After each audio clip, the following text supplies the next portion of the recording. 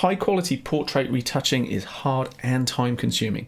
So what if I told you that there was a way that we could get professional quality results with just the click of a button? It's the holy grail of portrait retouching, and it's coming up in this video.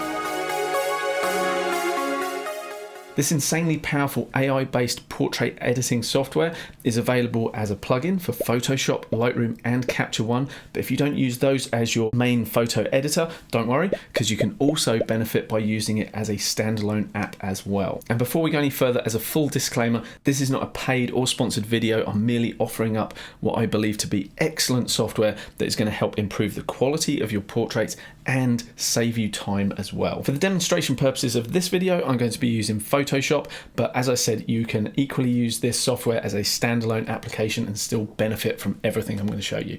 Right, let's load Photoshop and get into it.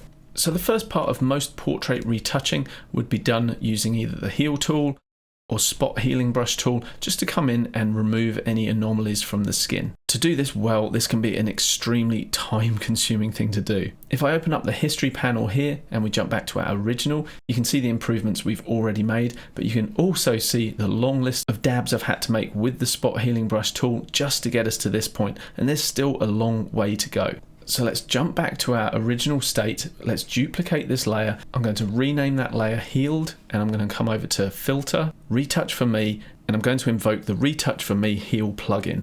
Even though these results are coming via a neural network, it's still super quick. If I jump to the before and after just by pressing the spacebar key, you can see that it's already gone through and retouched the skin on our model pretty much perfectly. If I was using the standalone app, I'd just go down and save this as is, but in our case, because I'm using Photoshop, I'm going to come up to this little checkbox here, Make Mask, and now I'm going to click Apply. And the brilliant thing is we now have a non-destructive layer, so you can clearly see here that the AI has intelligently gone in, looked at where it considers to be skin defects, and then it has healed those. You can see that we still have all of the lovely skin texture left intact, but with a beautiful retouch. I've used this plugin on so many portraits now, and I have to report that it has worked flawlessly on 99.9% of them. Occasionally it may get confused and pick up a more permanent skin feature such as a mole and remove that, but by working this way with layers, you can just make sure that you mask it out. Alternatively, if you're using the standalone app,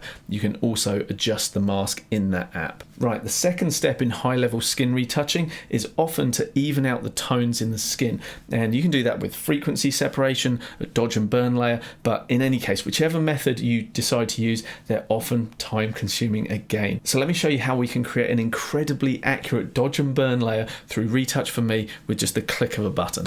Let's zoom out, and I'm going to create a new stamped visible layer with a monster shortcut, Control Shift Alt and E, and call that Dodge and Burn. I'm going to come up to the filter section again, come to Retouch for Me, and choose Dodge and Burn. Again, the result is calculated so quickly, and if I toggle the before and the after, and we have a look at the tones on the skin, you can see that the tonal anomalies in the forehead and on the cheek here, they just get cleaned up really nicely. Notice too the tonal improvement on her neck as well. If I go back to our original and our retouch version, you can see that all of those tonal anomalies are really nicely taken care of. Now we can drop the blend amount down so that we can reduce the effect if that's what we want, or we can push it further up so that we get a more intense effect. What I prefer to do when I'm working with this as a plugin is leave this effect quite high, turn on soft light layer, so I'm going to get a brand new layer in Photoshop, and if we want, we can see a preview of exactly what's going on here. And the really cool thing is you can see how the AI is analyzing the structure of the face, and it knows exactly which areas should be dodged, which should be burnt, and once we're happy, we just click Apply. And now look at the detail that is in this layer. That would take me so long to do this manually. All I need to do now is change the blend mode from normal to soft light, and that's going to interact with the layer below absolutely beautifully. And the great thing is we can put a mask on this layer, and then if we want to reveal any areas like the structure of her nose I was feeling was getting a little bit lost there, we can bring that back. I can reduce my opacity to 50%, so I'm kind of splitting the difference, and then I'm bringing back detail just where I feel like we were losing a little bit of structure. So here's before the dodge and burn layer, and here's after, or if we go right back to the beginning, here was our original portrait, and this is where we've got to, before and after. What a huge difference. I am really impressed. And if you're starting to think, hang on, this wasn't one click, this one click fix, don't worry, I'm going to show you at the end how we can tie all of this up so it's a really smooth operation, and you can even batch process multiple photos from one photo shoot. I've used it for sets of 20 to 30 corporate headshots, set it off, walked away. It's an absolute game changer. But before we get to that, the third thing I want to talk about is about adding dimensionality and volume. It's something I'll often do when I'm retouching portraits, and again, it's done through dodge and burn, but we're trying to tackle a different aspect here. We're trying to bring dimensionality back into our photo. Normally I'll be painting this in as a soft light layer, but again, we've got an app that's going to take care of it for us. So let me show you that. Again, I'll make a stamped visible layer with Control-Shift-Alt-and-E. I'll call it Add Volume. I'll come over to the filter menu, choose Retouch for Me and Portrait Volumes. And just like that, it's done its thing again. If I press the spacebar, here's our original and release. This is with portrait volumes. Before and after, we can get a preview of what's going on here. Again, you can see the AI at work. Before, after, we can increase the blending and intensify that effect, but that is too much. I'm just going to bring that back down to around 100. Again, I'm going to turn on soft light layer in the top right and just click apply. And again, we just need to change the blending mode into soft light.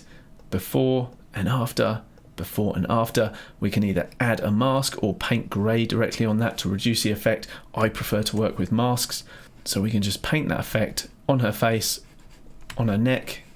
And now let's look at our original before and after, before and after, before and after. The use of this software is an absolute game changer for me, and it's so nice to finally see AI being used in a constructive way that's genuinely beneficial for professional photography. I've got a link in the description below so that you can check out these tools for free. They're not the cheapest if you do want to invest in them, but the way I look at anything like this is if it's a tool that speeds up our workflow, saves us time, and improves the quality of our final work that we're sending back to our client, then it's well worth the investment. I also consider the investment in the software I'm purchasing relative to how much money I spend on my gear, the bodies, the lenses, all of that stuff, and the software is such a small component, but when it saves us the sort of time that this does, I think it's well worth it. But by all means, check it out for free first using that link in the description. Okay, now let's have a look at how we can do all of that retouching with one click. Okay, this is the photo I used on the thumbnail, so let's work with that one. We're going to set up a brand new action. So I've got a folder here called Retouch for Me, but you can just set one up with a new folder and then click the plus icon here to start recording an action. I've called it Heal, Dodge and Burn plus Volumes on Layers, and I'm going to hit record. I previously set up another action, Heal, Dodge and Burn and Volumize, but that one just saved and then closed the file straight over the top. This time I'm going to create an action that's going to leave those effects as layers so it's fully customizable and non-destructive. So the first thing I want to do is come over to Filter, Retouch for Me, and we're going to run the Heal option. I'm just going to toggle the spacebar for a before and after, just make sure that I'm happy with everything. We have tools over here on the left hand side where we can work with the mask, but we're building an action that's going to be universally applicable to any photo. So we're just going to leave this exactly as it is in its default state, but I do want to make sure that I'm ticking this make mask box, and now I just click apply.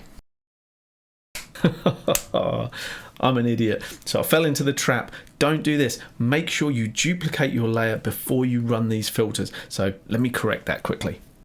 So I'll duplicate the background layer. Now I'll come to Filter, Retouch for Me and Heal and click Apply. Now we have our layer exactly as we want it. Hiding and showing layers is not what I want to record in my action, so I'll just delete those and start recording again. Now I'm going to make a new stamped visible layer, so that's a copy of everything underneath, and I'll call that Dodge and Burn Tone Correction. Come over to Filter, Retouch for Me and Dodge and Burn. I'll leave my blend at 151, make sure my soft light layer is turned on and click Apply. We'll come over to the blending mode, make sure we choose soft light. And now I'm going to come down and add a mask. Even though I'm not going to be painting on that mask right now, it's good to have it there, so I'm going to just build it into my action. Again, I'm going to do Shift, Control, Alt and E to create a new layer, and I'll call that Dodge and Burn Volume. Choose Portrait Volumes. Hold the spacebar to see the original, release. Yep, I'm happy with that. Our blending is at 101. What if I push that a bit higher? Let's probably just a little bit too extreme, but do you know what? I'm going to go heavy-handed with this, apply it, change my mode to soft light. Oops, that's done it as overlay, sorry, soft light, not overlay. Overlay is going to give us a stronger effect. And now I'm just going to set the opacity to about 70% just to reduce the effect. So before and after, that's going to be my default in the action. And again, I'm going to add a mask to that. I'm going to stop recording, just grab those show and hide actions and just throw those away. And now, as long as I haven't made any mistakes, we've got a one-click action to fix any portrait. So let's load another photo and give it a go. Okay, I certainly wouldn't normally recommend skin retouching on a child. However, this is a good example because there's little bits of anomalies on the skin, so it's going to serve a good example. So we're just going to play through this action just by selecting it, hit play, and let the AI work its magic for us. And there you go, in the blink of an eye, we've got a result. So here was our original, here is our after, before and after. So it's done all of that skin retouching. So here's the great thing about having this broken down into individual layers is we can come in and actually manually adjust these. I would recommend just turning these off and then building the look back up one layer at a time and just check that you're happy. So here's our heel layer, before and after, before and after. Yeah, I'm pretty happy with that. Dodge and burn correction. Let's have a look at that. So here's our before, here's our after. This one I feel is just a little bit too excessive, especially for a child. So what I'm going to do is just come in and change the opacity. Let's drop that back to about 40%. It's much more subtle now. And the final one is our volumes, which is just going to help describe more of a three-dimensional form and enhance the lighting. Here's our before, here's our after, before and after. And let's say I'm generally happy with the look, but there might be some areas such as the spot on the forehead that are just getting a little bit too bright. I can come in maybe with a brush around 40%, that's fine, and just knock that back a little bit. The same around the edge of the face, I could do that as well if I wanted. So let's see our before and our after. And now, because these retouch effects exist on their own layers, we have more possibilities available to us. So I've just duplicated that layer, which is going to intensify the effect. But what I want to do is actually just bring more attention to our eyes, nowhere else. So I'm going to select the mask and I'm going to fill it with black. So that's my background color at the moment. So I just press Control and Delete, and that's just going to fill the mask with black. So we don't see any of this layer at the moment. If I toggle before and after, there's no difference. However, with a white brush, what I can do is come in and just paint over the eyes. Couple of clicks there, couple of clicks there, toggle before and after, and now we've just got a subtle lift to the eyes. If when we flick between the original and our processed version, our before and after, and we decided it was just a little bit heavy-handed, what we can do is select all of those layers, press Ctrl G to group them together, and then we can just drop the opacity of that overall group. So let's say we want 50% of that look. We'll set it at 52, there we go. We've got a much more subtle and delicate retouch. So there you go, some fantastic software that can greatly speed up your workflow, save you time, improve the quality of your portrait edits as well. If you want to check it out, like I said, I've got a link in the description below. You can try it for free, and there's also a discount down there as well. So I hope this has been useful to you guys. Thanks for watching, and I'll see you in the next video. Bye for now.